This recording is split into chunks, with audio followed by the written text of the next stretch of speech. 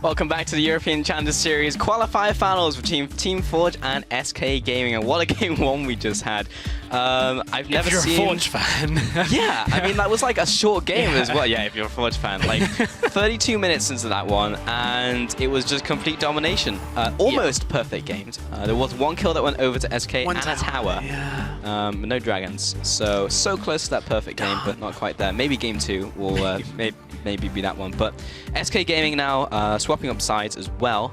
Everyone actually chose a blue side in this entire final. So fun fact to note. And in the first series, Misfit managed to upset the cycle by actually winning a game on red.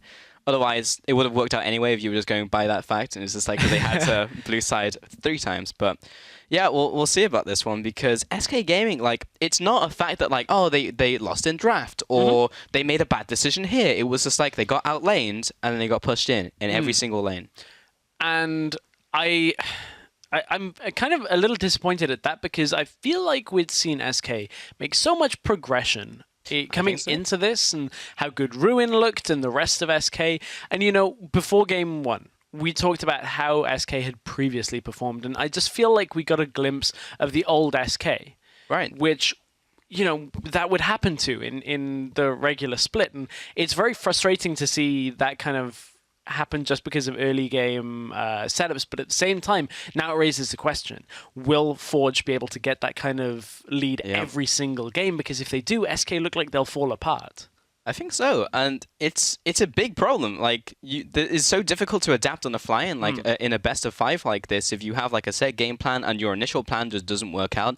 Because the draft I thought was actually very good from SK. It's just like, oh hey, they just picked a Draven. Maybe that was a bit of a curveball. We'll just pick Maokai and we'll flex Trundle into support. It made sense, and then late game you should be able to do fine. You have the engages, and like the SK formula was there. It was like, get Ruin into a position where he can engage on like a Maokai and just go in.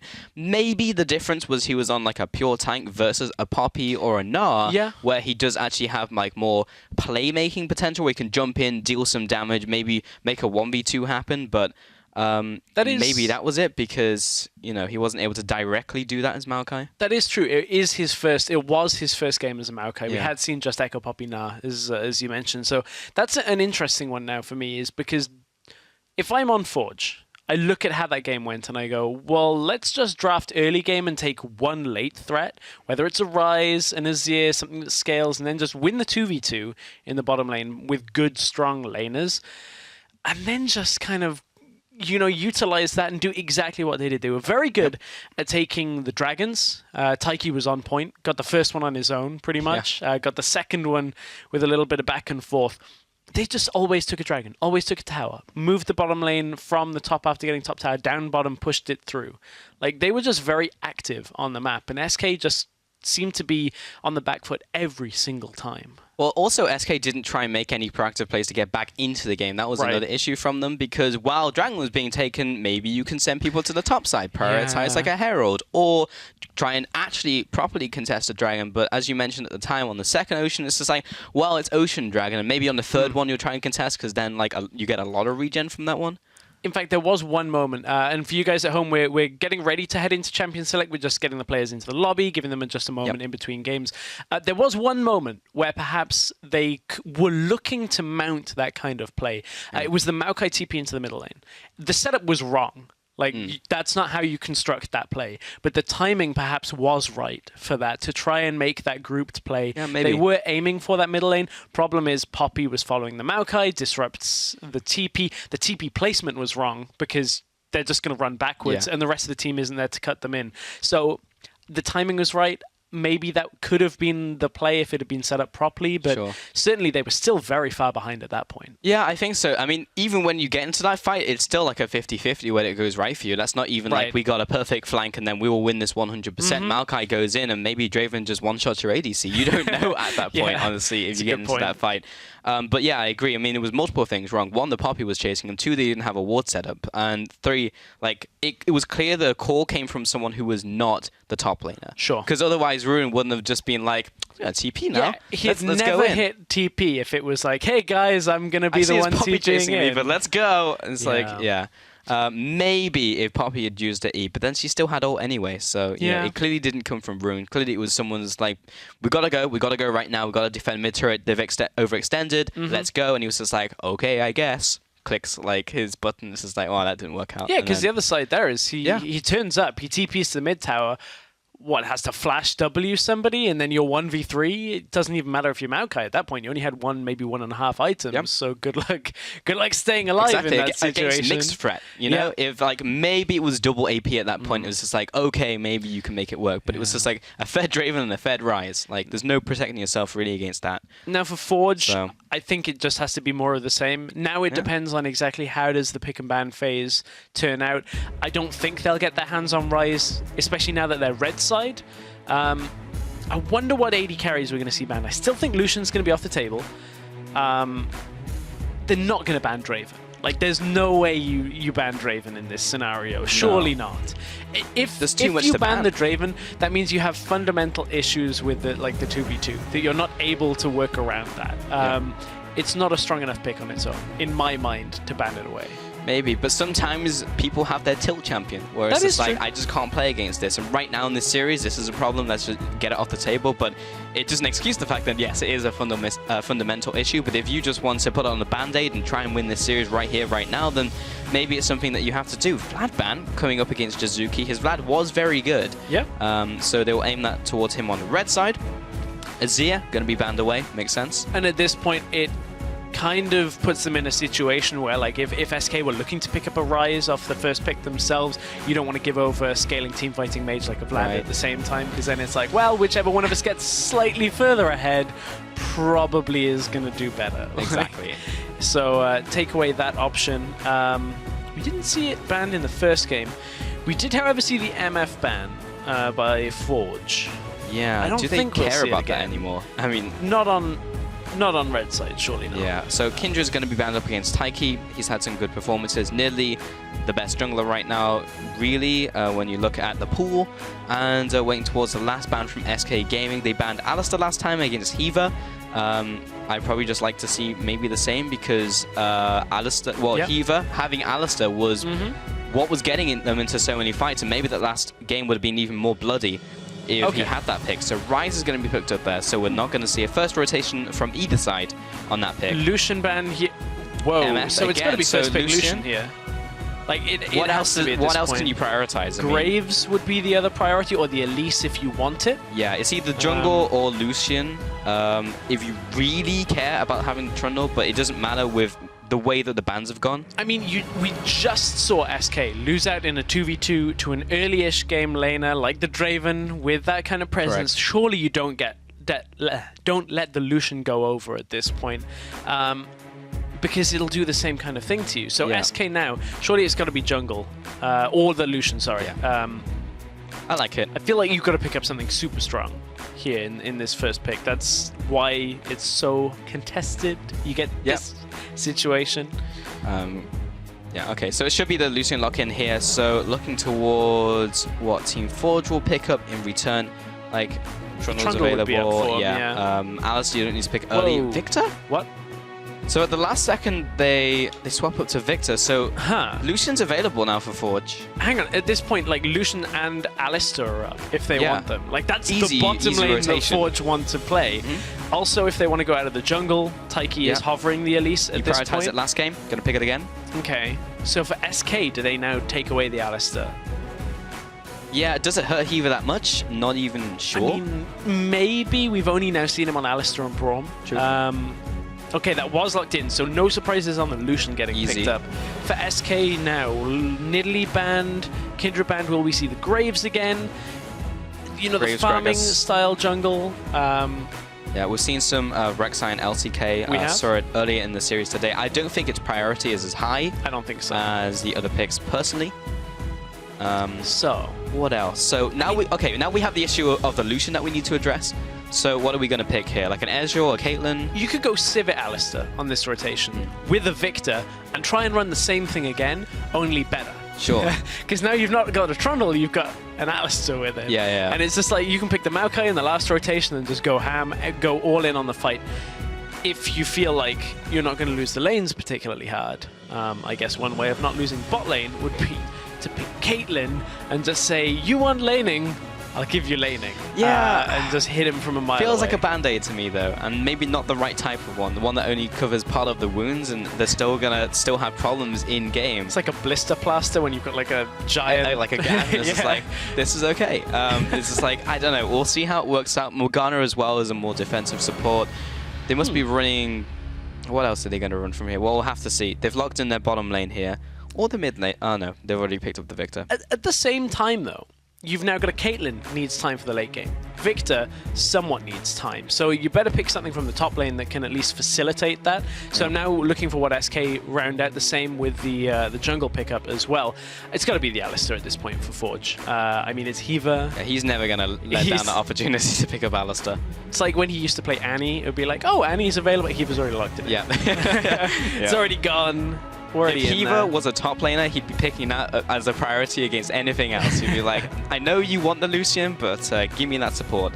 So Karma would be an interesting pick. That would be Jizuki. And every single time he picks up a new mid laner, I give him the benefit of the doubt because every single time he does well. So we have seen a few Karma games. We have. I like it in the mid lane. Very difficult to kill. Doesn't exactly carry the game solo in any kind of sense unless you're GBM, who somehow can do it in his games. But again, it's another situation where they've got a Lucian and an Alistar, and they're like, great, we want to fight early. How do we get into that fight? Well, Karma gives you one of those options, gives you multiple ways. You can pop that mantra'd shield on everybody, run themselves in. You've also got the slow field, you've got a stun. So certainly facilitating some of the other roles here. Yeah, and we'll see how that works. But I mean, like, if Gap's got a strong early game AD carry, then maybe he's going to get fed enough where they can facilitate that. Mimic goes for like a more damagey top laner, so not quite a tank, but maybe like a Poppy, an Echo, something like that. And then looking towards SK. They'll lock in the Rek'Sai. Okay, so that's where the priority goes for Caesar. We're seeing more and more people do that now. And last pick will be Echo. All right, okay. So most likely going to the top lane here. So these are two picks now that can kind of hold their own throughout the earlier parts of the game. When you look at the early skirmishes, those two together should be able to duo fairly well. The problem is now, depending on who Forge lock as a top laner, Elise plus X tends to work pretty well as well. Yep. If this is standard lanes, this is where I'll expect to see a little bit more pressure going onto that Rek'Sai early. We had a couple of lane swap games and Rek'Sai managed to get through the early game fairly well. When it comes to dueling in the jungle, not as good as the likes of an Elise at this point. One Cocoon, you lock him down, the damage comes out. Rek'Sai tends to suffer. We will see exactly how it goes. Standard lanes, lane swap will affect this very much so. Last pickup, Poppy. I like it. I mean, Echo's gone into the top lane, so you pick Poppy. What are the other alternatives? Really, you want someone who can deal damage as well as be tanky. Could have gone Maokai, but also doesn't pack the same punch as Poppy. But if you are just going for team fights, then... I also quite like Mimic's Poppy in the last game. Some of the crucial fights, we only had a handful. Some of the crucial fights, there were double knockups on the carries, knock up on the Graves as well. Don't let that damage come out. So I actually think Mimic's Poppy was pretty good. I'm looking forward to now seeing how Ruin can do, because as we said, if he's on those half carry style champions that have damage, have crowd control, he can set up fights and look very good with a Caitlyn alongside and a Victor. If this game goes long, SK have a very potent later game composition. I also think Ruin's going to be happy in his laning phase because now he's less of a punching bag as Maokai, and he actually has like a gun to fight back and actually has Maokai, because before it was just Mimic waiting on him for the entire laning phase and then pushing him in with the Herald buff. So now Ruin can fight back and maybe have a winning lane for them, because the problem is every single lane just lost last game. That was a big issue for them. Taking a look at Keystones, anything new here? Victor's going to be going Storm Raiders Surge in the mid lane. So as soon as you hit the ult or the E or anything that deals damage, you're gonna go fast. Like running. It's so easy to get that proc off, really. There is no way you're not dealing 30% of someone's health. If you're not, something is going wrong. Correct. Horribly, horribly wrong. Victor Ultimate does disgusting amounts of damage. Yeah, it's not even that hard to hit either. Comes down very quickly and also a pretty big AoE. So, we're going to be getting into Game 2 here between SK Gaming and 4G. Remember, the winner of this game and this series will be going into Summer Challenger Series. So, SK pick a composition and pick a bot lane that they want the 2v2 for. I wonder whether Forge will just blind swap out of this. Sometimes, it's something we're going to see more and more is teams blind swapping, because there actually are benefits to it, of actually being the team to actively lane swap.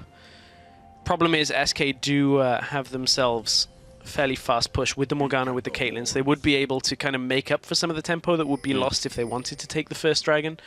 Still would put them slightly far behind though, but certainly something that as we see more games come from LCS, from Challenger, from LCK, LPL, we will get a lane swap meta actually start to evolve and solidify itself. Yeah, we've just been kind of drip feeding games into the pool right now for people to fully understand what is the most effective tactic available to them. So SK just showed on a ward. We're looking to stop any kind of Gromp start. They didn't have the information on that. Now they do. Gap is going to assist with the early take, and so is Unlimited, actually. Hiva chasing out. Rek'Sai doing her own Krugs. So, honestly, not the greatest impact on this, other than now SK have information on where Taiki has started. They know what part of the map he's at. Whereas on the other side, Forge are just going to have to infer that it was a bot lane start from Cesar. It's been a while since we've seen Karma mid be proactively picked in the mid lane. Remember, last time we saw Karma mid was when she had a lot of power in the early game with Mantra, and now some of that's been shifted away to scaling, because before it was just absurd. And look, however, to bring it back down to the bottom lane for a second, we will get on with the Karma. Vardak's hit level 2 early because Hiva trying to chase Unlimited up through the jungle, actually up through the river, meant that Hiva wasn't in lane in time, so it actually gives SK a somewhat slight advantage right now. Problem is, Gap says, okay, well, I'm not even going to try and fight this. I'm going to step back in the lane, try and get under the tower when it comes to the CS. Actually missed a couple there, unfortunately, at the end, so couldn't quite tidy up the wave to even the CS, but certainly just smartly played by Gap to take a step back. Yeah, to be fair, he even messed up once, so it's 50-50 blame on ADC and support. Ooh, Cesar invading against an Elise. Gets the ward down, knows Elise has the red buff, so knows he probably doesn't want this fight if the Cocoon lands, but can go mid lane. Look at how far Jizuki is pushed up in for the knock-up. It should be very easy to set this one up, but he's out of range. And Jizuki, he's just going to laugh it off. He's good to go. Went for the manual unburrow bot lane. Got this engage in from Gap and Hiva. Oh, down onto Unlimited. We'll take him down to half. Taiki back into his jungle, going to be farming away. And a lot of unfortunate things in this game so far. Unburrowing at the wrong time. The manual unburrow. So there is a slight extra radius that you can unburrow manually that won't give you the auto, but mid lane. Suno is going to take the explosion damage from the Mantra as well, but follow up with the power transfer, and he definitely won out in that trade against Jizuki. Yeah, definitely. Yeah, just unfortunate. Cesar was trying to do that very edge of the targeting circle. Mid lane given a blue buff. Suno getting blue very early on. Wow. So, not something you always see. Trying to make these lanes win this time. Yeah, give them everything. Yeah, give it's them like said, it's just like, if you're already losing, guys, I can't help you, but I'll set you up for success. I guess that is one thing why he perhaps has gone for the Rek'Sai route rather than the Graves route. Facilitate the lanes. And if you still lose, then it's not on me. Not going well for Mimic up in the top lane. That's good for SK. I mean, for SK. You know, like Ruin's actually on the champion, they can deal damage now. Cesar gave mid lane blue buff. Bot lane had an unfortunate rotation, so they are ahead. And this means that Taiki needs to do something. Pulverized Flash doesn't land. Taiki gets interrupted by Unlimited's binding.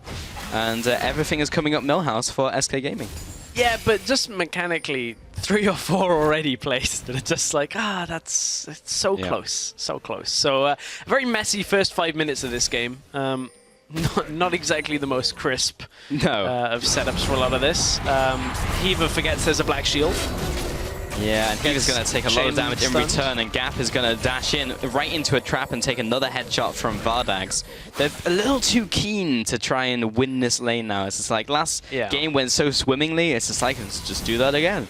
Yeah, I mean, Forge will have themselves the sustain advantage in this lane at least. The Alistair can trade the mana effectively to heal back up on the Lucian. They've got Vardag's health potion down. Only thing is Vardags is just about to crest that point where you can recall, get the PF sword, so all he needs is like 50 to 100 more gold off this next wave, and he'll be able to get pots with the next recall. However, they are going to try and exploit that. They know Caitlyn wants just a couple more CS out of this wave, so has to step forward. Round 2. Oh, Morgana's gone This time, Vardags is alone, comes in with a combo in from Heaver, and the follow-up from Gap will be the last auto attack for First Blood. And that was not the time to be warding Unlimited. Timing. Oh, so unfortunate from Unlimited. Morgana walks further into the lane and goes, just don't die for a sec. Yep. I'm going to ward. The one time. Oh, man. That feels bad. Yeah. That honestly feels horrendously bad. Going for the risky ward as well, where it's like, well, I'll just ward the bush. I won't ward try because, you know, she's never going to get through the jungle down into the bottom lane. I'll just go for the river. Well, at that point, you start blaming your mid lane. It's like, come on, Suno, why didn't you ward the river? We would have seen him on the rotation ward. Yeah, jungle, why didn't you have one on, like, Wraiths, like Raptors? What's with that? But yeah, unfortunate timing there, for sure. Ruin's still getting punished in the top lane, or rather Mimic is. Kind of going back and forth, actually.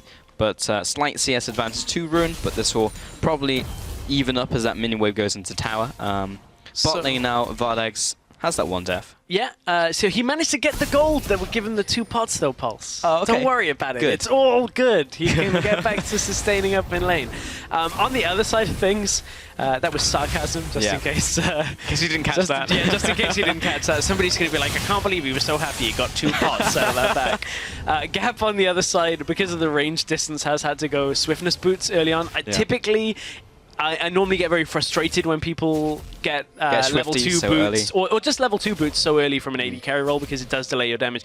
But the fact of the matter is you're against a Caitlyn, and you've got a melee support, so you kind of got to avoid a lot of that, you know, early game damage, the early game harassment, and get to a point where the game opens up and you're not quite stuck in that 2v2. So it's okay. It's not bad. Helps you close the gap, and he's still going to have the trading potential in that lane anyway, 1v1. And Lucian, one of his strengths is chasing people down in large expanses of space. That's why we saw Lucian top for a while, because he is incredibly good in long lanes. Yeah, also helps him just close the distance as well, anytime they want to trade.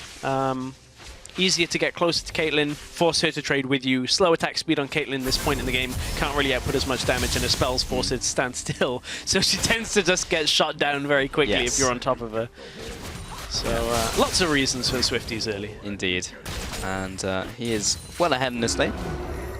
Going back to mid lane though, it's been a while since we've spoken about them since kind of the start. Let's wait until the binding lands. Yeah, Jizuki and Suno just kind of being toe-to-toe. Slight advantage to Jizuki, actually a fairly big one with 2 waves. I'm just seeing that small engage in the bot lane from Heaver. And Caesar is going to be going back into his own jungle, and he knows something's there. Caesar. Taiki coming up, coming down. He's going to flash onto him. Jizuki coming in from the mid lane to just put a bit of damage in return, and Chaos Storm was also used. So a lot of resources there. Flash for flash in jungle, and an ultimate used in the mid lane. Binding bot into... Oh, look at this trade! Oh, big punish in from Gap. He's going to use the culling as well. Flash combo. Gap is going to receive a binding and an ignite, but it's not quite enough. Going to run up in this lane as Ruin comes in, looking for the phase dive. Jumps onto Heaver. Already used the Unbreakable Will, and with the rotation from Jizuki, that's not a fight that SK won. And that was Vardags way over-committing onto the support there. Heaver got bound. Vardags stepped forward to put the trap underneath him, which then drew the Caitlyn into it. And as we were talking about, her abilities and just her low attack speed means you just go forward onto her as this Lucian right now. Morgana didn't have binding to stop him. The ultimate was attempted to be used, but they just didn't have the damage in the turnaround there. That straight 1v1, or at least like that small pocket, is always going to go Gap's way for now. Well, as soon as the binding was down from Unlimited, it was just like, well, this is a free kill. Yeah. Just knowing that there's not much that the opponent can do once those spells have been burnt. And Mimic held his nerve, did not choose to TP down. Nope. The call had been made by Forge that they were already out of this. So you'll see here as Vardags steps further forward into the lane. Gap's already pulling forward. Ardent plays into the double tap. E into the double tap. Culling, a little bit difficult, awkward angle on that one, but still, in comes Heaver for the follow-up. They've got the damage to pick him off, and from here, Ruin just does not have the ability to close this. He doesn't have the damage this early on. Heaver still running with his ultimate on. Easy getaway. But when you look at that, that was a 2v2 kill, not only burning summoners from SK's duo lane, but also took a teleport. Like, that is such a big win for just a duo lane to get. And not only that, it's a win that comes in two parts, right? Interestingly, Elise didn't kill that tunnel just so that she can sneak in behind here. If the tunnel dies, it gives away the gank. TP coming in, good setup so far. The minion wave isn't quite there. Alistar ult is coming up, very early setup. And Vardags is already getting chunked down. He should be dead here. Culling comes in. Taiki's going to finish him off. Unlimited should also be falling. Mimic's low himself. And now the cavalry is arriving. But I fear it's too late. And Caesar also gets taken out of this fight.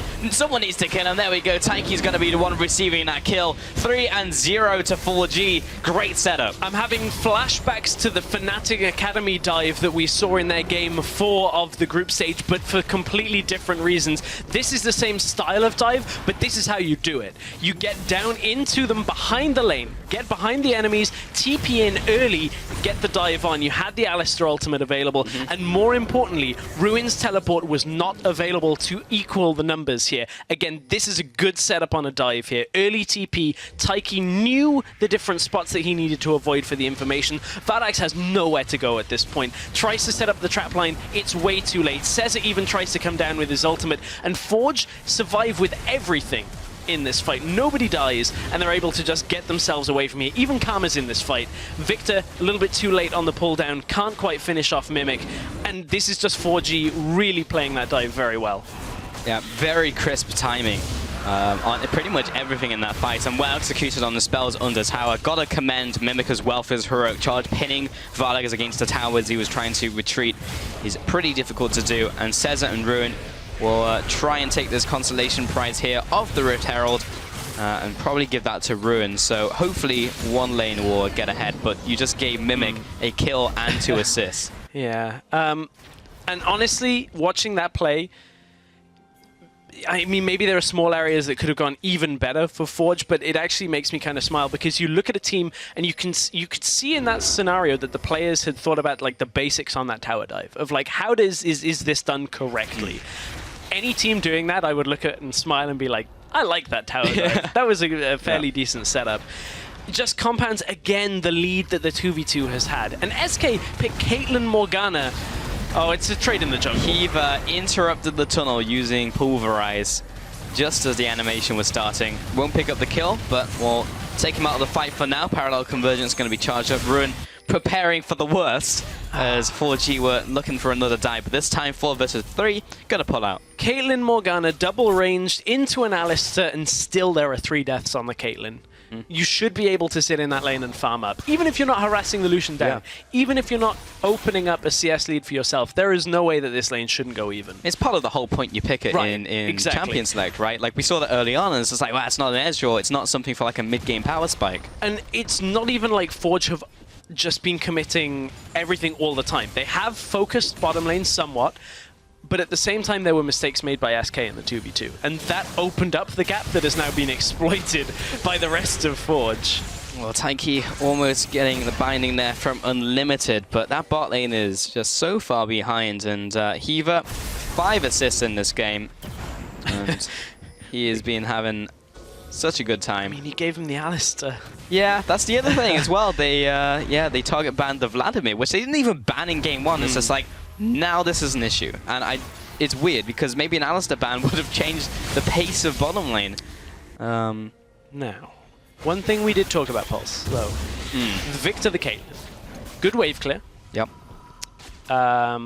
You know, decent in kind of small number skirmishes, probably going to get out 5v5 by this Forge team, but later on into the game, you've got the Victor damage, you've got the Caitlyn damage, so this was a very small blip for SK. They have reconnected to the game, I believe, otherwise we wouldn't be continuing. They aren't just going like, hey guys! That's 2v5. Redo. No, it may feel like that right now.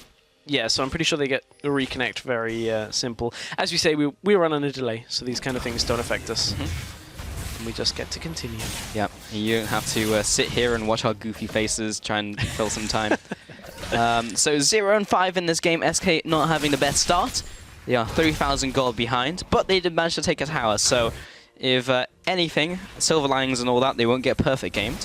Caesar is going to come into this top lane. Trap line has being assembled by Vardax. He's only got 2 points in that one, so 3 traps have been put out right now. And Cesar is going to be taking this blue, with giving it over to Suno as well, and they will be good to go. So what are we doing in terms of items? Haven't visited those yet. We're looking at the Rod of Ages from Suzuki, and on the opposite side, Suno's just been gunning towards those Hex Core upgrades. Top lane, actually going all out and picking up the Sunfire Cape early from Ruin, not going for components of other items, so immediately with that tank item. And Mimic is actually going for a build that you would usually see on an Echo, where you have the components. You have a Spectre's Cowl and a Barmy Cinder. Yeah, just getting those parts. I'm just gonna get it for later. Yeah, like, it's okay. There you go. We assemble all at the same time. Jizuki still laning away. 16 minutes into this one. Dragon's going to be up in 2 minutes from now. What is it? Oh, it's Mountain. Mountain. So, Forge already have themselves a cloud. Now we're looking for a mountain. Mount Everest at the end of it. Is that if you get like 3 mountains and a cloud? 3 mountains in the cloud. Yeah, so it's like a big mountain actually in the clouds anyway. That's true. That was, yeah. Well, at what point does it stop being a hill and be a mountain? Now in the UK that is actually defined as, oh damn, I can't remember which one it is, because there's a film made about a hill that is by my house actually in Wales, where it's like 3 meters under, and they built 3 meters of man-made like soil on top of it, so it classified as a mountain. Really? Yeah, but it keeps slipping, so it becomes a hill, so they have to rebuild it all the time. Anyway, that's completely besides the point. There's one person out there that's like, oh, I know about that. This is like, yeah, so good.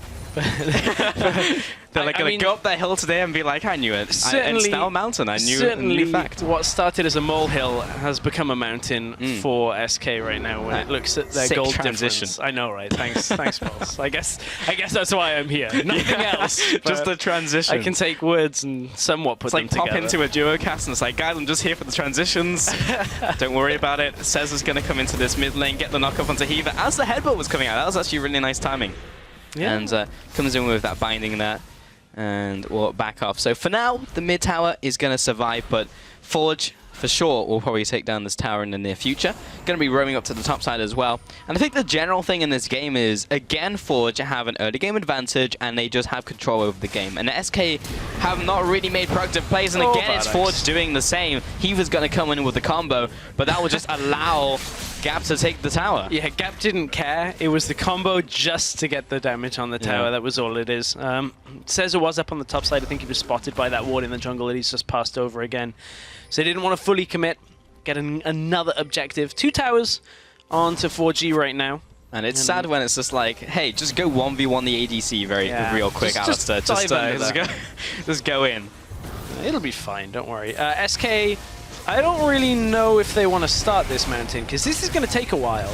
Yep. Or at least like compared to other Drakes. Taiki is here. Here come the TPs. This is why Mountain Drake is a difficult one to start if you don't have full confidence. They're getting collapsed on. Oh, Ruin is not in a good place right here. Neither is Cesar. Jizuki's going to close in on Vardax, but now he's separated from the team. The Mimic knocks someone towards him. Oh, the team kill. It feels so bad in this one. Jizuki's going to pay for it, but hey, at least we got the dragon. Good job, Suzuki. You went down for the cause. Oh, man. That right there is funny. Oh my god. Blasting. Because he may have gotten away as well. Oh, well, Suzuki, he died for the cause. Mountain Drake goes over to 4G. Oh, that tickled me. I love when that happens. That was so comical, just the way it happened. I mean, at that point, Mimic's got a couple of options. You either let the ult expire and just hope that they don't turn on you afterwards. Let it finish, hit someone, or purposefully whiff it. So this was SK actually taking a bit of a risk trying to start the Mountain Drake. You can see he still had 4k health, and Forge were able to collapse. Heaver pops his ult, was getting fairly low, but was okay. And SK, I'm away. Rightfully so, honestly, turn on Jizuki and try and get anything from this fight. There's no way that they can take the rest of the fight. So get something, get anything. Problem is they lose the dragon out for it, so it's a consolation prize that unfortunately gets evened up by a turret that follows. So still Forge come out ahead despite the assisting enemy team would be the old report function. Jasuki immediately after the game. Yeah, how do I report in custom games? Guys, can someone help me with this? Well, 1 and 5. SK have that 1 kill on the board. That actually went to Cesar, so maybe even not like a priority. I guess you could call it griefing on the new report one. True. Yeah, come on, Mimic. 1-0 and 2. Actually been having a very good game. Has held up against Ruin. Basically the same farm as well. Ruin did get a nice stun in that fight, though. Did hit 3 people. Slowed down Gap. I think it was Gap, Taiki, and Mimic were actually caught by the stun for a little bit of that fight. So, you know, it was decent. It was just nice to see. We were wondering what Ruin would be able to do on this Echo, where, you know, it's like kind of half damage, tank, mix. Higher skill on that champion, because Maokai's just like W, Q, hit ult at some point in the fight. Yeah, you just kind of keep walking forward. It's like that Principal Skinner thing out of Simpsons, where he just walks through the river and just keeps going. Yeah, pretty much. But this time there's a bit more complexity, or a lot more complexity. And Ruin is desperately trying to take this bottom tower. He should be able to get it. There's nothing really. Poppy's not going to straight up murder him one-on-one. 21 minutes into this game, slightly slower, I would say, than the first game. At this point, Draven was already one-shotting people. Yeah, at this point, the game is pretty much done in game 1. So it's a win, if you think about it that way. Yeah. And again, we talked about if this game goes longer, there is the benefit for SK. True. Late game Caitlyn hit like a truck. Yeah, Caitlyn, I'm going to take a look at her gold right now, has enough of the pickaxe to go towards Infinity Edge. And honestly, it's the point at which you get the rapid fire cannon alongside that, that things really start being difficult. Forge? I'm gonna a 2-man Baron attempt at 22 minutes. You do realize how much damage this does, right? Well, let's see if it works. Taiki's dropping low. They're going to swap the aggro over to Gap. They're not going to be able to take it. Oh, that was a big execute. Hit. Oh, no. It's all gone wrong. Gap's trying to keep it up. Oh, no, he flashed. Oh, my... Oh, that's so embarrassing. SK are going to come over and be like, investigate the crime scene? Interesting. Oh, I can't believe that just happened. Well, that's 20 seconds on the death count. SK didn't get those kills, so not 3 and 5. How do you do a near perfect 5-man tower dive with TPs coming out, rotations around lanes, and get 2 kills out of it? So that and then you run up to Baron, nobody around, and you're like, okay, guys, we got this. Okay, we're going to be playing tower defense here. Mimic doesn't manage to land the ult, and this tower should be going down, but there's no minion wave for a little bit. Ruin's definitely going to get the bot tower. But in that scenario, you only need the opt-in from 2 members on the team. So, like, Taiki and Gap were both like, yeah, we can do it. And honestly, I thought they could for a second. If they had one more person the faith was misplaced, as they both died. Taiki wants to fight, though. He's going to come in here. Unlimited is already out of this fight. Gap is going to carry on chasing after them. Ruin teleports in, but maybe not the best place he wants to be going in for.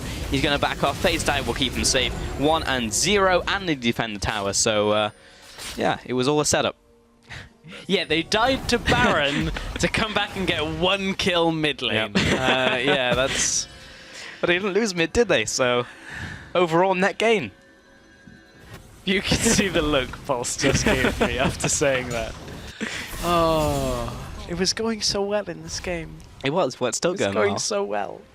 I mean, like, on a sense... Okay, we saw a couple of mistakes early on, mechanically, but that will, again, slow this game in favor of SK. They can rest assured now that no Baron attempt is going to be made in the next couple of minutes coming out from Forge. Dragon is going to be Infernal coming up next. So maybe Mount Doom. True. At this point. So that is going to be the next point of contention. If you're SK, you have to at least try and contest it. You can't really let a later Infernal Dragon go over either. Can't let the early ones go, but at this point you should be choosing to fight over them. Yeah, I feel like 3 Infernals in a mountain would probably be Mount Doom. Hiva is waiting here. Rek'Sai comes through. Hiva's waiting for somebody to pass by so he can try and 1v1 them. Or is it the long game? Does Ruin go up here? Well, he's going to go down. Here's the teleport. He's got more people to try and get away from. Mimic now comes into the fight, but he's going to be cut off from the team, and the SK are going to close in around him. Gap will return a lot of damage. Culling's going to go onto Cesar. Ruin will flash in the way. What a great bodyguard. Takes the bullet for Cesar. I mean, now it's an uncontestable Drake. The jungler just got chunked all the way out back to base and used ultimate already to try and get there. Ooh, a little too close. Oh, that was close for comfort. Yeah, Taiki's going to get the smite down, luckily. But that was very close because the dragon kind of just went back into his home. And then almost got hit by Suno Laser. Yeah, that momentary, like, almost reset where it's like about to start. Almost went bad, but still another dragon over to 4G right now. They are in a pretty good situation. They are building a quite the collection. They only need an ocean dragon, but there's not going to be an ocean dragon spawn this game. You can only have 3 elements. Yeah. Well, if they had a water-based champion, then they could go into the Avatar state. If they had the water Talia skin, true, then it would actually just be Korra. Now I'm just thinking of like Nami as the Avatar. I don't know how I feel about Titanic Hydra on Rek'Sai. Because I feel like if you're even attempting to build damage, you probably should have started with Warrior as a basis. And then gone Warrior into tank to get the early game damage. Because Titanic isn't exactly going to do too much for you. But it does scale from the health you get from the Cinderhawk. That is true. Like, I just mean that if you're even going to remotely try and go damage Rek'Sai, I don't know whether this is exactly the route that you'd want to go on things, unless you're planning on like clearing out waves with the Hydra passive. Maybe. It just seems like a weird one. I can't believe I'm going to say this, Pulse, but I feel like this makes slightly less sense at a first glance than the Black Cleaver that we see Dan build, because at least Black Cleaver fits in the current meta right now. When you're looking at armor shredding and the ability to kind of push towers, that kind of thing, I guess Titanic Hydra will allow him to push waves. That's a big spike from the inner flame. Lots of damage in from Jizuki, and that will just be everyone trying to get out of here. Vardag's flash was burnt though, so just pinning him down into the wall. I will say that this is a pulse-approved build. If you ever want to go for Cinderhawk and Titanic Hydra, I will be behind you 100%. 4G gonna have 4 people on this Baron this time around, but Ruin's gonna get knocked into the wall and knocked into the wall again. He's not going anywhere. Can't even Chrono Break. And SK Gaming can't bail him out. So 4G will again start the Baron. There's the engage tool down. It's now 4 versus 5 for SK if they want to try and get in on this. There is a potential Steel Smite is available for both junglers. Eva is posturing aggressively. Jizuki's there to try and defend him. Mimic knocks away the smite, and that will be the Baron going down. They lock down on to Mimic, but Hiva, he's going to have to flash over the wall. Was taking a bit too much damage, especially with Suno and Unlimited's positioning. 4G, they have enough distance created just to go back to base. Yeah, and at this point now the game becomes a lot more difficult because you've lost a lot of the reliability that the Victor's giving you of stalling out this game. They will, however, take the mid tower. Realistically, this is still late to take a mid tower, but they've been under so much pressure in the mid lane that they haven't been able to up until now. So, you know, any kind of win on objectives is a win for SK. Now they've got to get back away from this. You can see they are fleeing. One benefit is that Vardax can now set up the trap line. He should be 1 level away from being level 5 on trap. So he's been maxing Q. We've been seeing 2 schools of thought, maxing Q or maxing trap. And it's been a Q max for Vardax. Close to having all 5 traps available though. Yeah, he broke the straight line there. Yeah, Mimic are going to push up, take this tower. And not only the straight line, but you can see without the 5th trap, you can't actually cover the whole mid lane, and people can just walk through. Yeah. I mean, you still can walk through with 5 without perfect placement, but it just means you don't have to like slow down and edge your way through. You just walk through. It's like a Mission Impossible like laser course. Yeah, I mean this one is kind of like a speed bump because you have to like reposition, so you go through. You can't just like line it up. Exactly. Yeah, I'm going through. There you go. I realized like people at home couldn't quite see the motion that we were doing. Rest assured, it was pretty much apt. Yeah, exactly what he was describing. Top lane, SK are going to try and defend this turret, but they've already lost the middle one. 4G are pretty much just taking everything that they want at this point. Taiki is going to lead the charge here, throw out a cocoon. Cesar is going to try and push up to the tower. Got to be very scared. Defiance has popped, and Heeble will go in onto Unlimited. He's getting burned down. He'll have to flash away. And again, all that is, they're not committing fully to it. Hiva goes in. Yes, he popped his ultimate, but it's just to push him back from the tower. You just go in, start any kind of fight. SK have two choices. They either commit to the fight and probably end up losing it because you've got an Alistar in front of you that's taking no damage and is about to knock up 4 of you when his Pulverize comes back up, or you back away, concede the objective, and from there, Forge rotate out, look for further objectives for themselves. Maybe they can do something onto Mimic here, but Ruin doesn't want any of this. We'll just go back to base and pick up some items. Picks up a cloth armor. So he's on 3 items right now.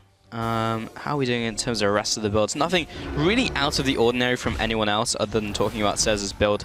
Ooh, this is a little painful. The fact that Dragon number 4 is a 2nd Infernal Drake. Oh. I was just checking it on my screen. We did pass over it. I mean, man, that's... If ever there's a problem here, I mean, Forge getting a 2nd Infernal and then with the ability to then take Elder and have 2 Infernals amplified by that Elder buff means that, yes, Victor and Caitlyn are decent in the late game. Probably not as good as double Inferno Lucian with a possibility of an Elder. Yeah. At that point, Alice is probably going to do your AD carry. Yeah, that point is where like supports start dueling junglers. Yeah. Like legitimately. Yep. The dot combined with everything else. You ever seen a Bard with that? Like, yeah, hits like a truck. Okay, well, SK want to try and fight close. this. Maybe they can find a steal, not going to happen. Mimic's coming into this fight, and SK, the box is closed, and he was going in onto Ruin. They dropped the first kill onto Vardax, the second onto Ceza. Ruin is now being dropped down, trying to find him, knocks him into the wall. We'll probably be looking for a good place to Chrono break back onto Taiki, flash over that small wall there, but that will be a 2-0 over to 4G and the Dragon. Yeah, now Forge at this point, 25 seconds on the Caitlyn, means they want to go and push some towers down. Victor and Morgana still are alive, but is it enough now with the rest of Forge set around this mid lane? Surely as soon as Hiva wants to go in, they're just going to try and fight. Defiance comes up, and look at the shielding out from 4G. There's nothing that Suno can do. He can't chunk through any of that. Ruin comes in there, so does Unlimited, but 4G quite happy to take this middle lane tower. That goes down. Unlimited sticks around for a little too long. Hiva will find a punish alongside Gap, and Ruin can't do anything there to save Morgana. Middle inhibitor goes down, and 4G dominating position. Vardax is up with Ceza, so they do have a kind of a reset on some of those health bars.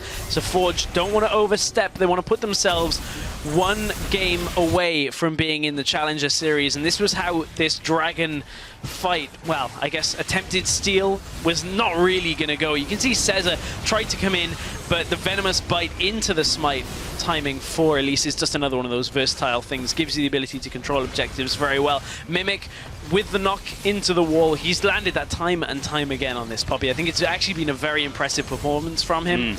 And Forge take that fight very easily, and at this point, Baron is up in 2 minutes.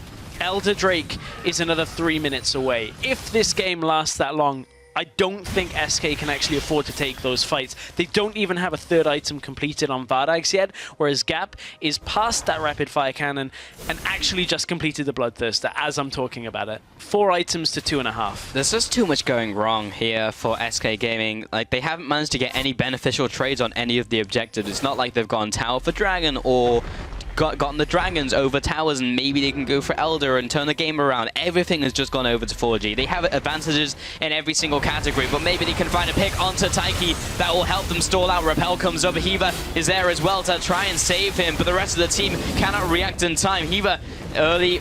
Unbreakable will. Maybe the rest of the team can do something here, but they have to keep in mind this is a 4 versus 5, so maybe they'll just cut their losses and run, and indeed they will do the latter. Lose 2 members there, and SK Gaming, good setup. Good setup, and you know, SK managing to punish Taiki and Hiva for being over-aggressive without the damage around with them. And again, it's the kind of thing that can slow the game down. The problem for SK at this situation, you get a fight like that. You get 2 critical picks, but look at the map. There's nothing to take from it. The only thing you can get here is vision control. Over the Baron area, you can get the crab. You can fix your bottom lane now, push it back out, fix the middle lane that's pushing in towards you. You know it's going to continually push. Yeah. And now you've got to concede the area over Baron. So you establish vision control only to lose it again, because Forge are going to be too strong as soon as they bring multiple people here. Yes, you've got the crab vision. It will end up expiring. Baron is about to spawn. Forge are all back as 5 once again, so not a whole lot that SK can do to stop the at least start of the Baron for Forge if they choose to. We're finally up onto 30 items for Vardags though, so his damage will start to multiply as he gets more on that full crit build, but I think if 4G, even if they just force Baron here, they would just straight up win the fight. He was very tanky. He's got a lot of health. And yeah, SK Gaming, they either need to find another pick, they need to find a beneficial fight in some way. Eva, at least that push, at least that engage was stopped by Unlimited. Well, they're going to avoid the crab damage, but if at first you don't succeed, try the same strat twice. The 2-man Baron last time didn't go so well for themselves. This time we'll see if it goes better. Not on vision and with a lot of health. This one is way easier. Well, at least that worked out. Yeah. That would have been embarrassing if that wouldn't. SK Gaming hoping that again they just execute to Baron, but not gonna happen today. And this is just a very dominating performance once again in the second game. Not as dominating as the first one. Draven went absolutely huge. But it's one of those picks which is just like, you don't want to play every single game, but as like a curveball pick, something that you don't give them time to adapt to it, and it can give you a win in a series, and then you just play from that momentum. That's what Forge are doing here. In this game, they didn't even need to, because the Lucian was left available and given over. True. I mean, SK hovered it, and were like, we'll just pick the Caitlyn Morgana into it, and then lost that 2 versus 2 from mistakes coming from SK. Forge right now, they get the Baron buff, they're going to shove out mid, shove out bot, Poppy's going to go top. It gives them the Elder Drake, and you may think, well, they've already won the game, why don't they just go and push it? Honestly, if you get the Elder Drake, there's like almost a 0% chance of losing this game from here. Like, Baron plus Elder with 4 dragons that precede it is like the money solution to everything. You have everything you could possibly have to close a game in that scenario. SK Gaming. 20 seconds remaining on this one. Taiki and Hiva, this tag team, still waiting, trying to find a flank. I mean, SK also know they have to fight here. Yeah. There's like such a small chance they win this fight, but if they do, they have enough time on the death timers to actually deal critical damage as well, get themselves straight back into this game. Ruin is heading top lane. He's not going to be here in time for the fight. Dragon, or rather, yeah, Dragon's up, but Teleport is up as well for Ruin, but he's going to have to come fast because realistically, if SK lose this one, then the game is dead regardless. This takes a while to die. He does have a moment before he can TP in, but he has to kind of start now. Yeah, there we go. Eva's waiting. Flash, pulverize. He will be coming into this fight. Vardags is already zoned away. He could only hit the Alistair. Ruin's into the backlines, but he just simply doesn't have the same damage. He's been limited, and Cez also going to be shoved out of here. Ruin is going to bounce back in with a phase dive, but they've already lost Suno, and the rest of the roaches have scattered. Vardags is going to go down here, and 4G keep up the chase. They don't even need Elder Dragon. They'll just come in for the win. All the flashes forward again from Forge just in the last kind of fight when you look at it. Still 30 seconds on the death timers. It's going to be Inhib going down, and look, Mimic is tanky, Taiki is tanky as well. If Forge wanted to do this, in fact, Mimic just recalled. He's going to... No, it was Karma recall looking for the TP into mid lane, so they're going to be able to just push this down. This is going to be Forge taking this game. Yeah, there's nothing that SK can do here. They don't have any real damage dealers. They just have to delay the inevitable, and Hiva's just going to go right onto these Nexus turrets. 4G, 2 games in a row in this best of 5. They are a match point. Wow, it's been 2 pretty dominating games for 4G when you look at it. I mean, they're looking very impressive. Yeah, we're not going to have 4 dominating games because the series will be over after 3, but... Wow. Thanks. Yeah. Thanks for the math. No problem. I'm glad you're here. We can keep me honest at that point. I mean, there was a lot of discussion when the groups were released. That was like, man, Group A, Group of Death, you got like Fnatic Academy in there, you got Low Priority, like all of these teams that people are like, oh, even like ESG, and everybody was like, so many stacked teams. And people looked at Group B and were like, I don't really know where the skill level is on everything. But Forge, man, the top seed out of Group B are just showing that, well, we'll just tear apart the second seed out of Group A. Yeah. Maybe they came out of nowhere as well, because when you look at the rest of the lineups, it's just like, even Chef, for example, like Polish lineup, a lot of names that we've seen earlier, and Godbro in the mid lane, and they fell down. 4G, with maybe less known players, with Taiki we've known for a long time, Heaver as well, but they've come together better than most teams, and you're absolutely right, they are wrecking the opposite group right now. So we'll have to see how this series concludes, as we are going to take another quick break, but we'll be back with Game 3 in just a bit.